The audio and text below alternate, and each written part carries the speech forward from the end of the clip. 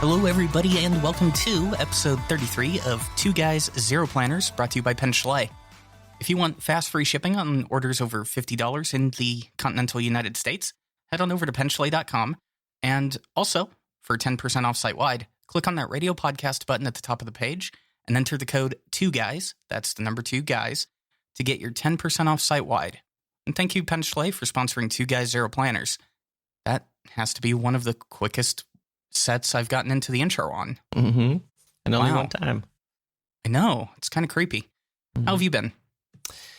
I'm doing good. It's amazing to record not at 5 in the morning, but at 5 in the afternoon. See, I've been trying to get you to do this now for the longest time. How are you doing? Well, it's just after 10 a.m., so I'm actually awake. I'm not getting ready for bed. And I'm on my 5th cup of coffee for the morning. Mm-hmm. So things are good. Mm-hmm. Cool. Yeah, today's my only day off for the week. All right. Yeah, I did a 6-day work week last week, so it was fun. It's also been a productive time in pen spending, but we'll get to that later. Yes, our list isn't that short this week, that's true. Yeah, and then our list for the next episode's not going to be short either, because I'm going to have 3 separate acquisitions to talk about. Okay. Yeah. And maybe by next episode I will have another pen coming or arriving. Well, it has already cleared customs. Okay, cool. Yeah, so we're good there. It's cleared customs in Chicago, and I believe it's heading over the ocean. Mm-hmm. Along with a bottle of Alt Goldgren. Oh, nice. I told you I was going to send it to you. It just took me 3 months to do it. That's fine. It's not like I don't have any pens here. I'm just glad it doesn't take me that long to edit an episode of something. Unlike me. Well, I don't think you've ever taken 3 months before. That's true. Well, it depends on how you... There's certain specials that I haven't even looked at the audio yet. Anyway. Audio procrastination. It's real, folks. It's real. Yeah. So do we want to start at the top of the show notes and work our way down, or do we just want to pick it piece by piece? Well, let's start at the top. Okay, so, what's with this acrylic paint flow aid? Yes. In the US, you can buy White Lightning in your favorite pen stores, I guess. What's been suggested to me is to use this Liquitex flow aid for acrylic paints to make my inks wetter. Yeah, so now I have a lifetime supply of flow aid, I think, because you basically use 1 drop per 5 milliliters of ink or so. Man, I've used that Liquitex in some of my paintings. That is some heavy duty stuff, man. Yeah, I mean it's a 2-ounce bottle. It should last me forever, I think. Yeah, it took so I used it on one of my 4x5 foot paintings. And normally an acrylic painting that size, the paint only takes about 3 or 4 hours to dry, at least where you can mess around with it and do some more work. Yeah. That particular painting took about 2 or 3 months to dry. Okay. And that was with standard acrylic paints. So that was kind of creepy. I mean, well, okay, I say standard acrylic paints. I should say Winsor & Newton acrylic paints. So, and not the cheap Winsor & Newton. These were the more expensive Winsor & Newton acrylics. Okay. Yeah, Walmart acrylic paint is horrible. So, yeah. Mm-hmm. Yeah. I mean, now I'm enjoying Diamine Meadow again because it's not as dry anymore. Nice. I think that works. And now I can start using the dry inks that I have around here as well. What other dry inks are you going to try it in? Well, I don't know. I'll have to start trying inks again, and not just stick to the few I've used recently, and then we'll see. Well, I mean, you could stick to the few, but then I guess I don't know where I was going to go with that. I'm sorry. Okay. All right, well, let's go ahead and flow right along to topic 2, and that would be your new Musubi Refills. Yes. So in the Pen Addict Slack, we do have Daryl, the founder of Musubi, and So they just, I think, released their refill, so their notebooks to subscribers to their newsletter, I think. But in the Slack, we could buy them, well, for a few months already. So they are not hand-bound like the rest of the Musubi stuff, but machine-made. And yeah, they're pretty cool. About 400 pages of 52 GSM Tomoe River paper, a really, really sturdy cover, not quite hard cover, but much, much thicker than most notebooks. And of course, they are really, really well made and of course rather expensive compared to other notebooks. People that listened to BYOB would have heard the special interview that I did with Daryl when I was at Chicago. There's a reason that these are expensive. I mean, the handwork that goes into making these is phenomenal. If you go into our show notes, I'm going to put the link for Musubi, which is musu.bi. And you can take a look at some of these journals. They're phenomenal looking, and the proceeds do go to probably one of the best causes on the face of the earth. So, yeah, that is true. So, I mean, part of the issue on my end is, of course, also the German customs. I had to pay, well, basically the 20% VAT on top of everything. So not only notebooks, but also on the shipping. So it ended up costing me 114 euros for 2 notebooks. Oh, wow. Yeah, that's a pretty good penny, but I'd still say it's worth it for that. Yeah, I mean, now I have 2 and they'll last me a year at least. And by then I'll probably just buy more.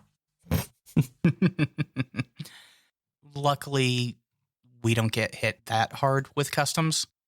So I can get away with a little bit more on the spending. But, oh, by the way, your claimed value for that pen is absolutely nothing.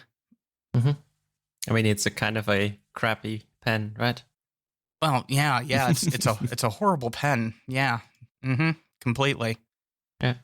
Ugh, customs. One of these days we'll get rid of that. But no, seriously, head on over to musu.bi and take a look at the pen cases and these journals. Is he also offering them in bank paper now? Yes, the refills are available in 52 GSM Tomoe River and bank paper, and either blank or with some kind of cross grid. I went for the blank ones. Okay. And as far as I know, I mean, they are just part of a system, and maybe at the end of 2020 or late 2020 are the plans to actually come out with a cover made by Musubi. That's going to be a good cover when it happens. Yeah. I'm going to have to pick Daryl's brain again. Yeah, but maybe before that I will just... I mean, there's some really crazy stuff like those hand-bound journals which are wrapped in restored vintage kimono fabrics, which are just crazy. Crazy is an understatement. Yeah. I guess that's an acquisition for next year at some point. That is true. Man, now you've got me looking at journals. Yeah. I mean, I don't even know how many I have here that I could in theory use instead of buying more, but you know how it is.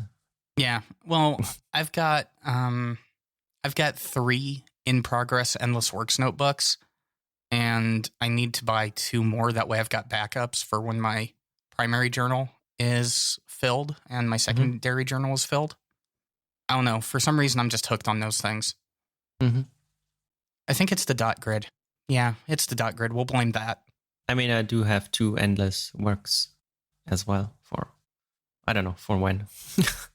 It's to the point where when I do something with our shows, or if I do something with one of the YouTube videos that I really like the way I did it, I'll immediately go back into the project and open up the thing I did, and I will just start writing out the notes and the settings and just the entire process behind it so I can replicate it and not have to worry about my computer potentially losing any of the presets that I make for stuff.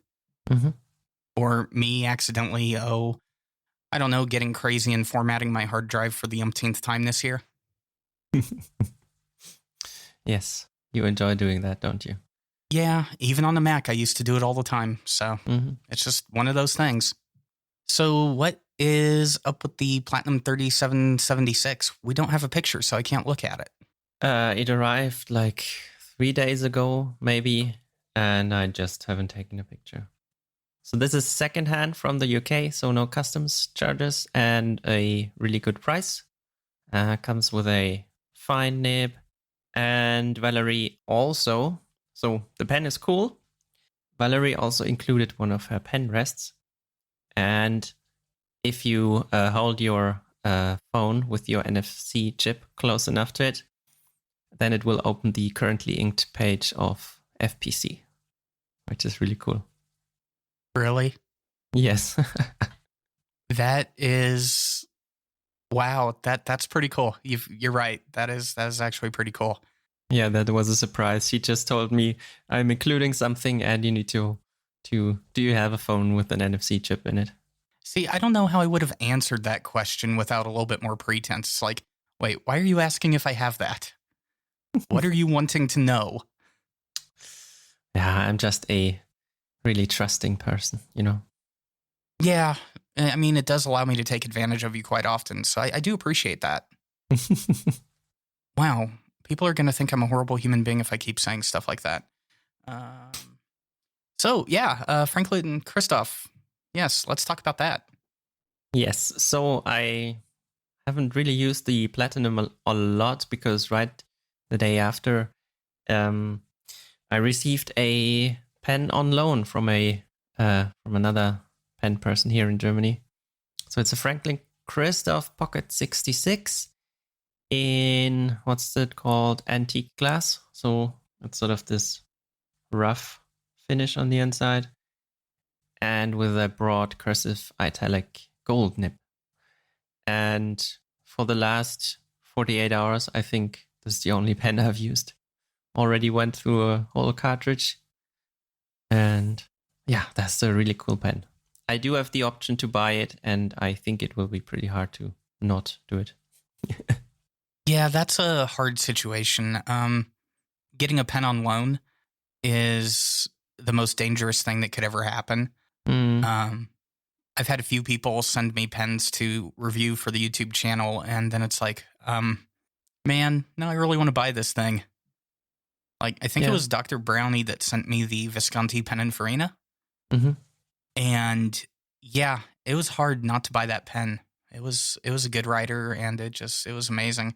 I like the antique glass on the 66. What are your thoughts there? Yeah, it's a nice finish. I enjoy it. Now, do you see yourself going down the Franklin Christoph rabbit hole that some people do?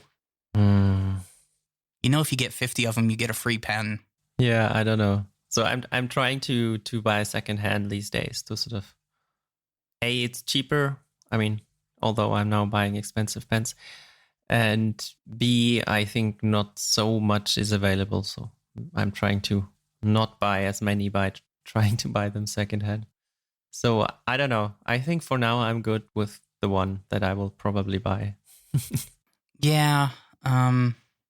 I don't know. I need to try a couple of the longer pens. The 45s are just a little too small for me. I'll probably, next time I'm at a pen show, so hopefully Arkansas or Dallas next year, I'll try a couple of the other sizes and see if one of them fits my hand better. It's just one of those things where on the smaller pens, the pocket pens, they've got to be just right or I can't do it. I mean, that's why it's so great that this pen is just on loan here and I didn't have to really buy it, even though I will in the end because I really like it.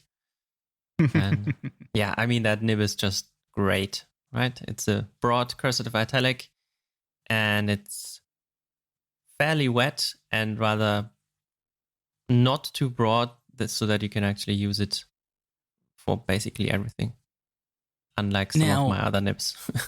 Who was the nibmeister on the cursive italic? Is that an Audrey nib or a Jim nib? No, a Masuyama. It's a Masuyama cursive italic. Wow. Yes. Wait, did you say that and I completely missed it at the beginning? No. Oh, okay, good. For a second, I was sitting there going, wait, am I guilty of not listening to Urban? Uh-oh. I was getting ready to feel very bad there for a second. Yay. So, yeah, I've been doing some ink stuff and some pen stuff. I like Waterman Tender Purple. Who would have thought?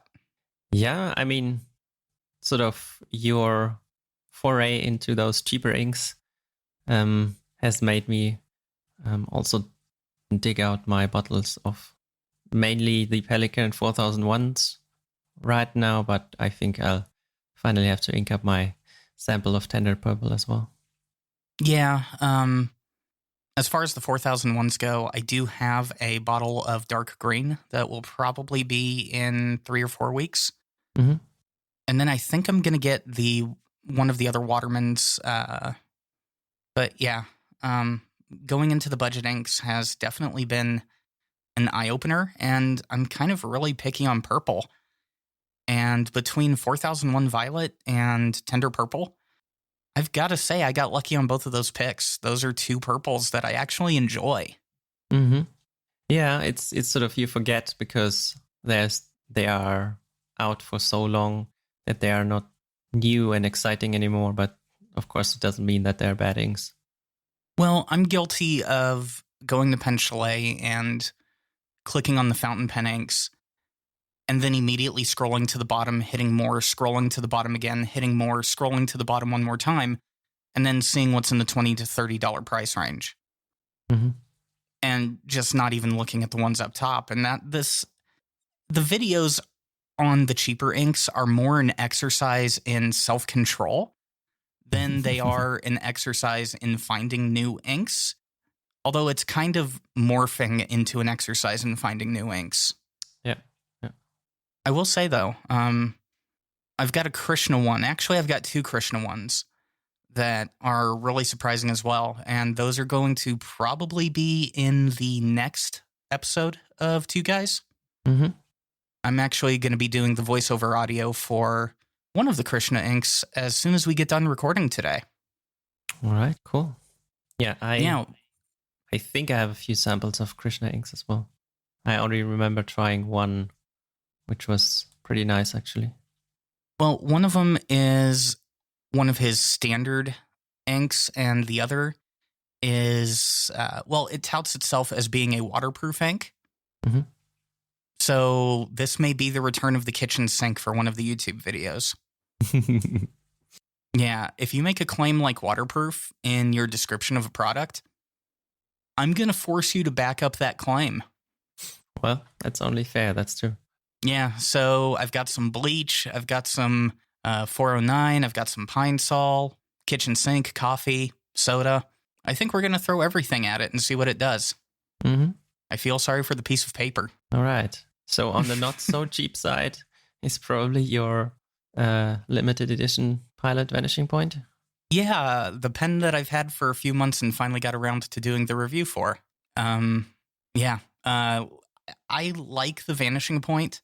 I think I said it in the video. I like the fact that you can just take a nib that's already got a cartridge or a converter in it and literally just hot swap the nibs out with different colors, and you're not going to notice any difference. You don't have to worry about the feed. You don't have to worry about any of that. And I really like that aspect of the Vanishing Point. It's one of those things where I'm going to go out and probably get a fine nib and a medium nib for the same pen. Yeah. And it's one of my workhorse pens. I take it everywhere I go. Mm-hmm. And the turquoise is amazing. Of course, it was a limited edition. Only 2019 of them were made. Mm-hmm. One of my viewers, I guess, got number 2000, which I envy that. That was actually, I got 1900, which is pretty cool. But yeah, that's 2000, yeah, that's awesome. Mm-hmm.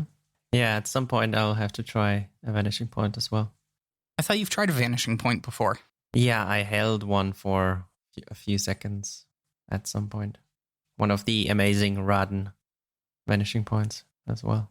But that's different than actually using one and figuring out if it actually works for you or not. Yeah, we need to get a Vanishing Point in your hands. I think Well, okay, the clip is divisive. The clip is very divisive. Some people really like the positioning where it is. I do because it forces me to focus on my grip. A vanishing point is actually how I changed my grip for the better. Some people find it highly annoying because it throws off their normal writing angle. Yeah, I'm unsure. So I don't really like the Lamy Safari because of the grip. And I wonder if that's going to be an issue there. I don't know. We'll see. Well, the good thing is the rest of the grip section, other than the clip, is cylindrical. It doesn't have the actual indentions like you see on the Safari. Mm-hmm. So I would say it's not as annoying as the Safari in that sense, because I agree with you. Having those indentions on the grip section of the Safari actually makes it uncomfortable after a while. Yeah, that's true. Yeah, another thing to try out in 2020, I guess. 2020, the year of Urban's wallet going away. Yes. Or, I mean, who knows what I'll end up buying in the end. A Danny Trio? No. No. Oh. Why not? I don't know. You don't want to drop a couple €1,000 on one pen? Not really. Especially not one that looks like that. You and I have very different tastes, my friend. That is true. That is true. Some of those Danny Trios are just, wow, they look awesome. Although I'm also a weird person, so yeah, I think a lot of things look awesome. So what is this Urban admits defeat? Yes. I don't know when it was, a few episodes back, I said that I was going to get rid of a lot of my pens, and I sort of sorted them into two piles, the one I was going to keep and the ones that I was going to sell. And I basically just put them into different drawers. And then you were already a bit skeptical if I was ever going to sell them. And it turns out I wasn't. And now they're back officially in my collection and spreadsheet, basically. And I've started to use them again. Me skeptical? Never. So I'm back to around almost 60 pens. Well, tomorrow I will be back up to 6. One order of magnitude difference, that's still okay, I think. Yeah, I mean, as long as it doesn't turn into 2 or 3 orders of magnitude. Although I think you're off of your Chinese pen kick. Well, there's only one in the mail. Who are you and what have you done with Urban? I don't know, I can't really stay away from Pen BBS. But the others, yeah, they are a bit... I mean, if you then buy Platinums and Franklin Christophs, they are sort of not that great anymore. I mean, there are occasions where I would prefer to have a cheap Chinese pen. Like if I get an ink that says it's got like some partial iron gall properties or something like that, it's nice having a sacrificial pen that I can put it in to test it on that first. Because the last thing I want to do is destroy a Pelikan. Yeah. Yeah, just put in anything in any pen. I don't care. But maybe that's because I have mostly cheap pens. Yeah, I'm trying to think. Even with the ones that are coming in tomorrow. No, that one's got a value of about 300. The other has a value of about 250. Yeah, no, cheapest pen I own is 200. Okay. That's maybe my most expensive pen. But then I've sort of spread it around and I just have many more. I mean, I will own a cheaper pen at the end of next week. But even then, I think the value on that pen is going to be roughly 115 to 120. Okay. Yeah. Phil and I worked out a deal for something, so it's pretty cool. Cool. We're not 100% sure yet if I actually own it or if it's just on loan. We have to figure out the ethical ramifications of it being in my possession. And actually, when I say it like that, it makes it sound sinister and shady, which I think in a way it kind of is, but that's a story for another time. Okay. Yeah, we'll go with that. That works. Yeah. Let's move on to some Pelikan stuff. You've got an M200 pastel green. Yes. So I don't know what's gotten into Pelikan. They are sort of releasing pens left and right these days. I don't know. It seems like they've stepped up their game and are doing many more pens. This pen has been compared to a bathroom air freshener design-wise by certain people. But I do like it. And it's an M200, so I'm probably going to get it in the end. I'm sorry, Ron. I'm going to have to bleep myself out here, but this is... So you agree with Anna, as we didn't even talk about the pen on FPC because, yeah, Anna, drunk, talking about the pen she hates is probably not a good idea. So she insisted that we cover it here. Anna, I completely 100% agree with you. This is beyond ugly. This has circled all the way around to fugly. No, come on. The really ugly ones are the ones with the marbled ones in the other colors, like the gold or the blue, or I don't know which other colors are out there. Those are ugly. This is nice. This is green. They could have picked a better green, Urban. Come on, even you have to admit that. No, I think it will look nice with alt gold-grün in it, won't it? Okay. If they had not used the gold trim, if they had used the silver trim, and if they had not done a yellow pelican on the cap, it might be okay. Might. But this is... wow. No. I know some people listening to this are going to disagree with me, but ew. Anyway. I mean, okay, yeah. You and I have different tastes. Yeah, that's true. Yeah, because the ones that you say are ugly, like, oh, let's go ahead and talk about the 2019 gold marbled one. Ah, that's horrible. See, I like that. That is classy. Okay. That one is very classy. I mean, the design, this marbling is sort of, I think I'm okay with it in this color, but all the other ones I don't really like. I think they could have come up with a nicer design than just, I don't know. It sort of looks like a cheap version of some acrylic that, yeah, I don't know. It's okay, probably not the best. I will agree with you there on one thing.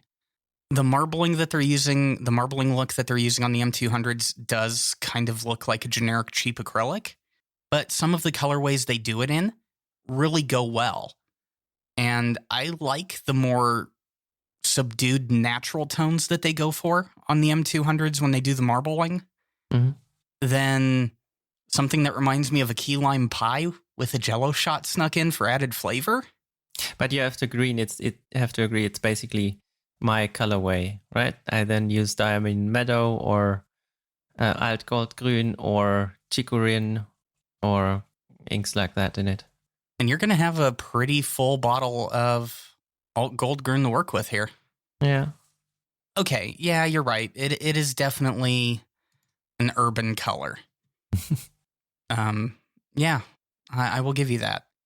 I guess I'm just too particular with green. Yeah, I mean, that's fair. I mean, it was my favorite color growing up before I decided that midnight blue was better. Mm-hmm. And yeah, we'll go with that. Yeah, we'll go with that.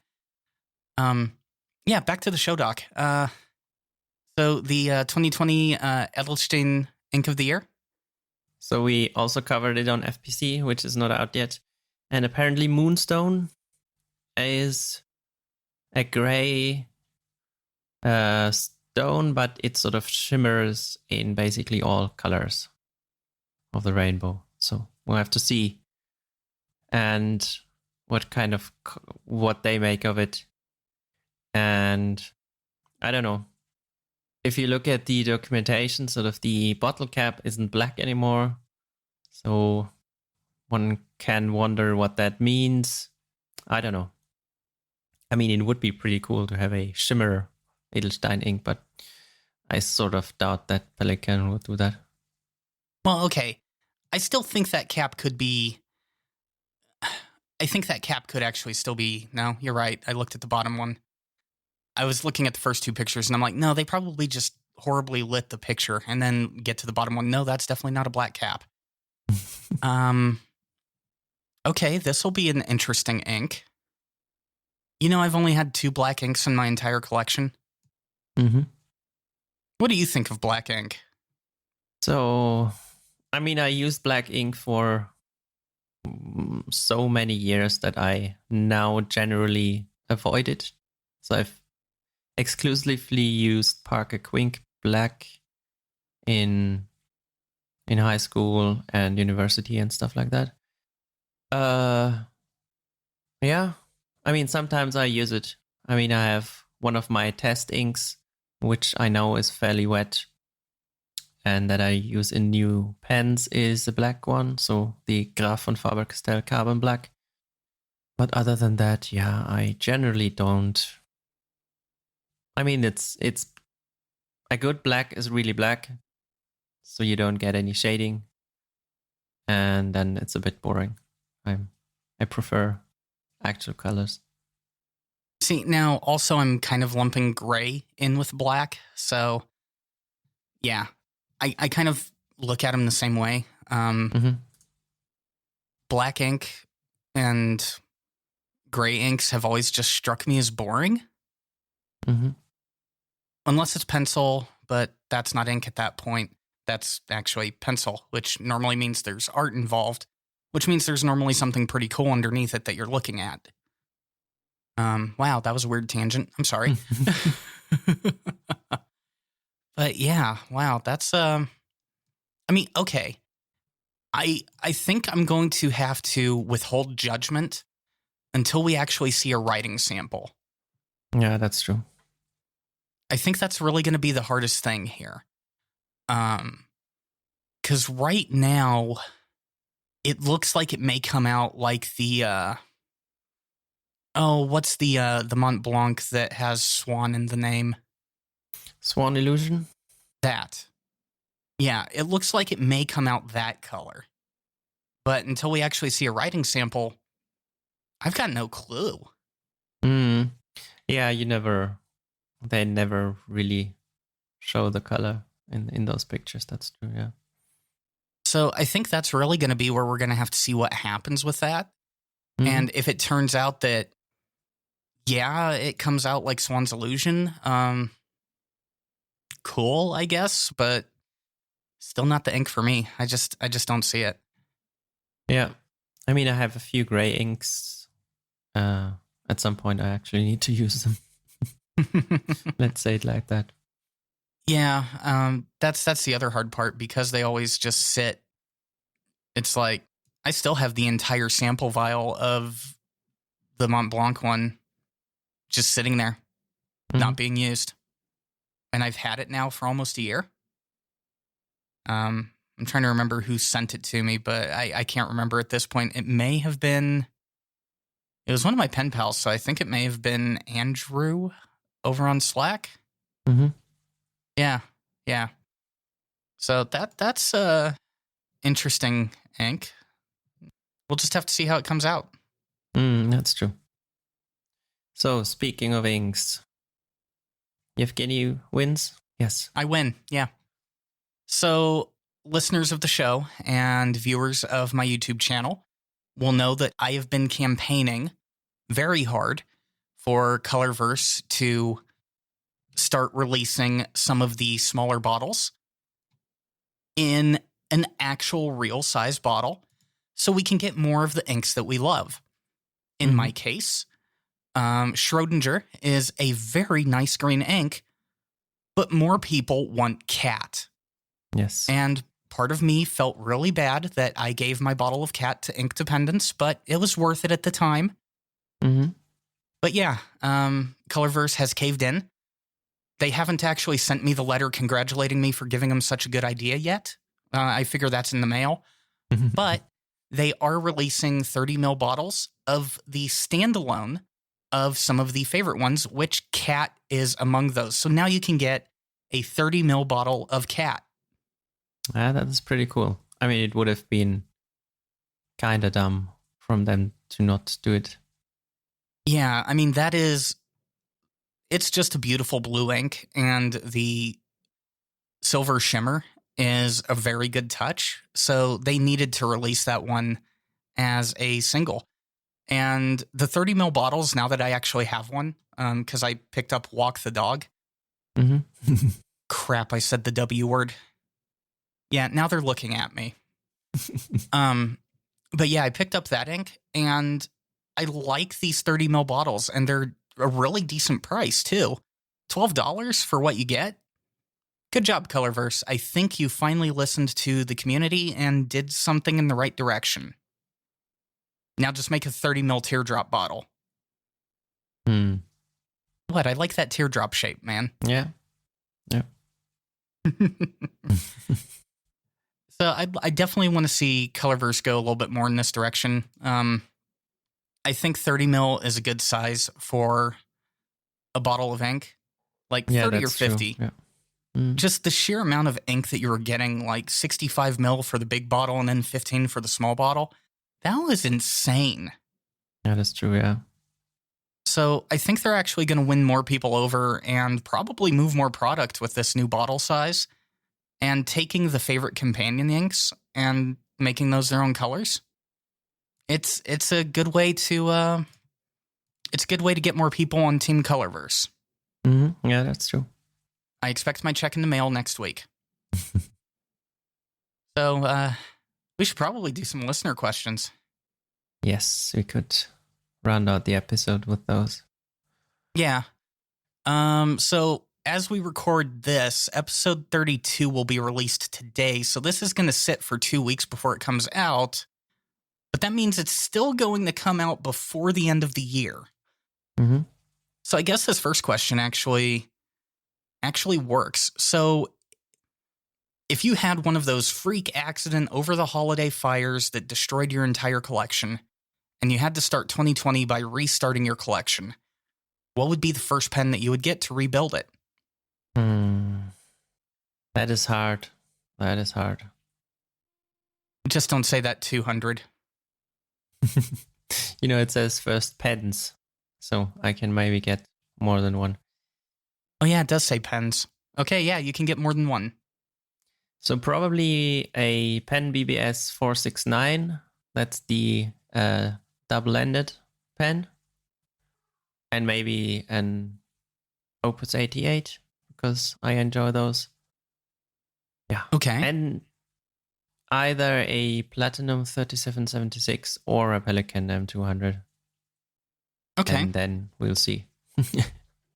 Which M200? Well, probably any M205 demo that I can find. I mean, there are now many colors out there. Maybe not the smoky quartz one, but the others are okay. Okay, fair enough. Well, first thing I would have to do is pick up another Brooks Charleston. Mm-hmm. Preferably in one of the acrylics that's close to the one that mine's in. So one that looks like the pen is on fire. Yeah. Which would be ironic considering the actual pen would have been on fire for me to have to get another one that looks like it's on fire. Mm-hmm. Wow, that just got really dark really quick. But yeah, definitely another Brooks Charleston. And I would have to hunt down another of the 2019 Vanishing Points. Mm-hmm. I'd have to find another one of those. And then another Atelier Lusso. I like the Andromeda, and I like the way he does the pens. Surprisingly enough, I wouldn't get another Stone Garden. Mm-hmm. I would probably get the Blue Ocean Swirl. Mm-hmm. Yeah, actually, that would be the one I would get. Except I would have Masayama do a Cursive Italic on the broad nib. Yeah, that sounds nice. Now, what ink would you get to replace your ink? So I'd probably start with green inks, obviously. Yes, obviously. And so the pens I picked don't really take cartridges, I think. I forgot. So no, the Pelikan Platinum, yeah, maybe. But so it would have to be a bottle. I don't know. Maybe I'd just start slow with a bottle of Pelikan 4001 turquoise, and I don't know, some blue ink probably, because even I need a blue ink. Maybe Diamine Oxford blue. That's a nice blue. Okay, yeah, I agree with that. I would take a trip to Jessie Rain's house and beg her for 50 of her least used bottles of ink. Mm-hmm. And try to play the sympathy card of, I used to have to edit your audio. Please, please, please. Help, please. Yeah. That sounds like a good idea. Or you just reach out to the community and ask for samples, and then you should be covered for months or years. Yeah, but Jessie's the pod mom. She would have to take care of one of her pod children. Oh, okay. Yeah. Yeah. We had a weird life on BYOB. Yeah. Good times. But yeah, I would beg her for ink because I think she's got enough that she wouldn't miss some of the stuff. I would hope. True. Although didn't she recently just sell stuff? She did, but I don't think she sold nearly as much as she owns. That's true. Yeah. She's got a lot of ink. So, next question. Do you have any recent penabling stories? So I work from home, and I don't really meet that many people. So it's a bit hard. I don't know if it counts. I mean, my kids now have at least 3 fountain pens, and my wife asks me to fill up her pen for work and the one she uses at home. So I guess that counts in a way. I think we can count the children. What was the first fountain pen for each of them? I think for my older, it was a Jinhao 992, which then at some point broke. So she used that at school. And then I just got her a Parker Vector for school. And now she has like 3 more forefront pens, some of the cheap Chinese ones, and then a Kaweke Sport. Okay. I think I hear the troublemaker in the background. Yes. Sorry. That's okay. You guys could have been talking about the price of tea in China and I wouldn't have understood a single word.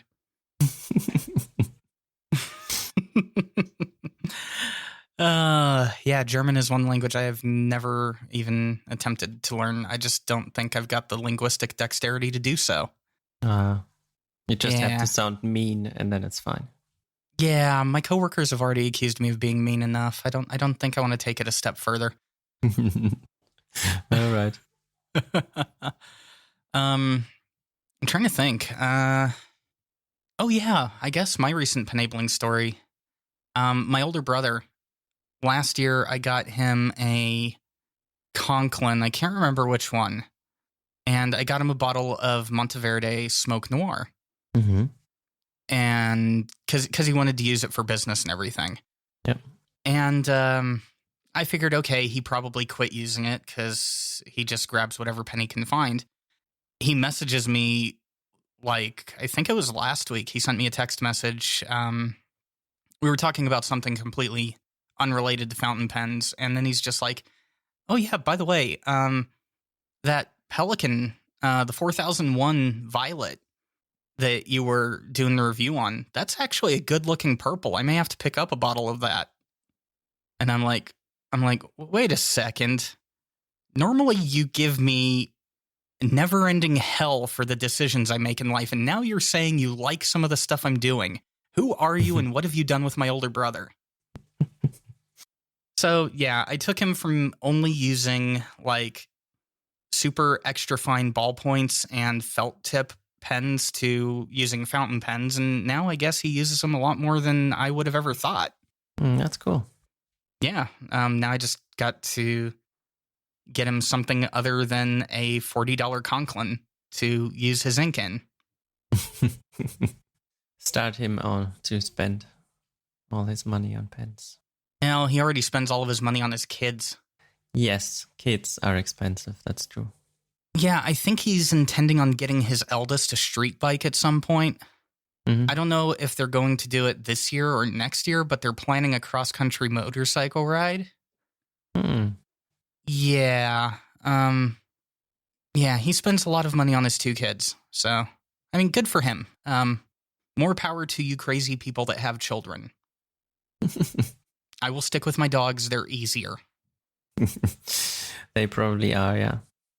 Except for when they're roughhousing on the bed while I'm still partially asleep and one of them steps on my throat. Yes, That's how I woke up today. Sounds cool. Yes. Getting throat stomped is by, I think it was Bailey, because it felt heavy. So you were instantly awake. I was instantly awake and completely out of breath. And I'm pretty sure it was Bailey, but I couldn't see because my contacts weren't in. All I know is it was heavy. Mm-hmm. Yeah. I don't think either of your children has ever kicked you in the throat, have they? Kicking? No, not kicking. No, just other stuff. Right. Yeah. I remember some of this. Wow. How did we get over to this? Oh, penabling. Yes. Yeah. So, maybe that counts. This next one I chose for very interesting purposes. What was the most unexpected letter you ever received? Yeah. Do you want to start? Hi, Beth. How are you doing? You remember that card you sent me? Well, right now, as I look at my desk and I look at the home row on my keyboard, I see greater than 75 flecks of glitter. They're not going anywhere. No. I've vacuumed my keyboard. I've taken the keys off, run water through it. The glitter has stayed. It's still there. Glitter never leaves. That's true. Yeah. There is glitter on the nib of my M800. It's one fleck of glitter. I'm hoping there's no glitter actually up into the feed. But that's okay. If there is, I can clean it out, I hope. Yes, you have experience with that stuff. That's true. Yes. But Beth, there will be a reckoning. There will be. I don't know how. One of these days you'll open up a letter and you may find an entire dog's worth of fur in there. Who knows? But there will be payback. Yeah. So when I was obviously forewarned when I received Beth's card. And I mean, if you know, then you can sort of rub the envelope and you can actually hear that this is a weird card and that there's probably glitter in it. But yeah. So I was really, really careful and opened it outside. Well, here's my question. There's not that much glitter on the card to begin with. So how did it all fall off onto my keyboard? Like, I mean, in defense of Beth here, there is no reason that much glitter should have fallen off of that card onto everything. It's not like when you're a kid in elementary school and you put a line of glue that's like a 1/4 inch thick on the piece of paper and then dump an entire bottle of glitter on it. Which obviously happens sometimes in our house, but yeah, you have the dog hair then. So Yeah, and I mean, I think all of you guys have probably gotten a letter or two from me that has had the accidental piece of dog fur in it. It just happens. I mean, I live with a lab and I have no clue what karma is, but she sheds too. And honestly, hers are the fur that hurts. Like, one of her pieces of fur has actually gone through the bottom of my foot. Wow. That's why I vacuum 3 times a week. Mm-hmm. Yeah. So yeah, that was the most unexpected letter I ever received. Actually, no, I stand corrected. That's the second most unexpected letter. The first is actually an unexpected pen, and that will be here tomorrow. Interesting. We'll talk about it in more detail next episode. But apparently BYOB actually touched a lot more people than I ever thought it did. Mm-hmm. Oh, yes. I had already forgotten again. Yes, I know. Wow. Yeah, that is pretty cool. Yes, I was going to mention mine, which is also a pen, a Sailor 1911 large with a music nib. that I got from a pen friend from Luxembourg, just because he said, I don't like it. You should try out broader nibs. So I'm gifting you this pen, which is pretty cool. A music nib is a lot more than a broader nib. Yes, it's useful for addressing envelopes. So I now have a pigmented ink in it. But other than that, yes, not an everyday user, I guess. Yeah. But it is a lot of fun. That's one of those things where when you're on the receiving end of something like that, you kind of just sit back for a second and go, the first thing that goes through my mind is, okay, are you sure I even come remotely close in any way, shape, or form to deserving this? Yes. So I basically insisted that this pen is on permanent loan. I mean, I wanted to pay for this pen. Mm-hmm.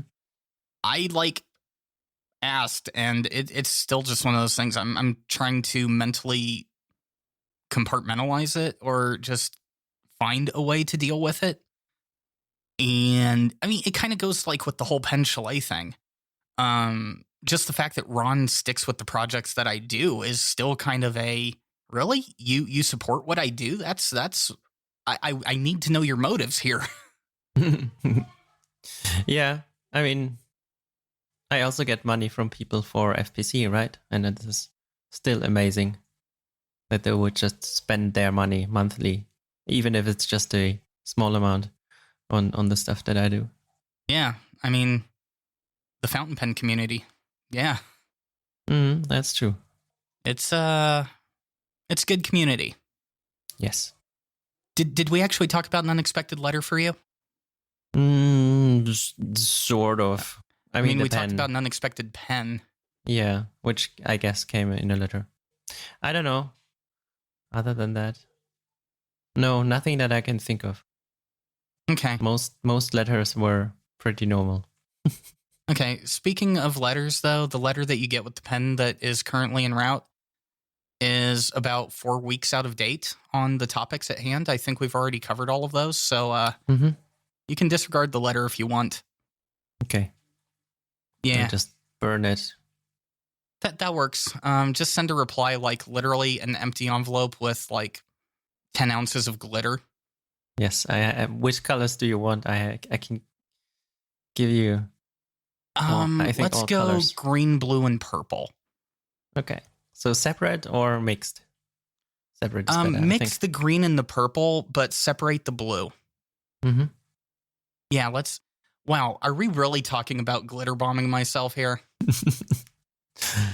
I don't know. I can just send it to Phil and tell him that you told me to do it. Would that be better? Actually, yeah, that would be funny. Oh, do it to Michael instead. That would be hilarious. Actually, I'm trying to figure out, do I even have Michael's address anymore? We write each other so infrequently that I think I've lost it at this point. I'd have to go back through and check. Well, for a while there, we were literally writing letters to each other that had one word. Yeah, I mean, more is like actual work, right? Well, I mean, we were spending 55 cents plus the cost of the envelope plus the cost of the piece of paper to send one word to the other person. Mm-hmm. Yeah. Wow. Just saying that out loud makes me feel like I'm crazy. So definitely thank you guys for listening. If you enjoyed the episode or any of our episodes, leave a comment on your podcast player of choice. That's always appreciated. If it's on iTunes, 5-star review would be awesome. You don't have to, but that'd be cool. Also, enable this podcast to your friends. Let's get some more listeners in here and spread the love. Same thing with FPC, more listeners for that podcast too. But That's going to do it for this episode. We'll see you next time. All right. Bye-bye.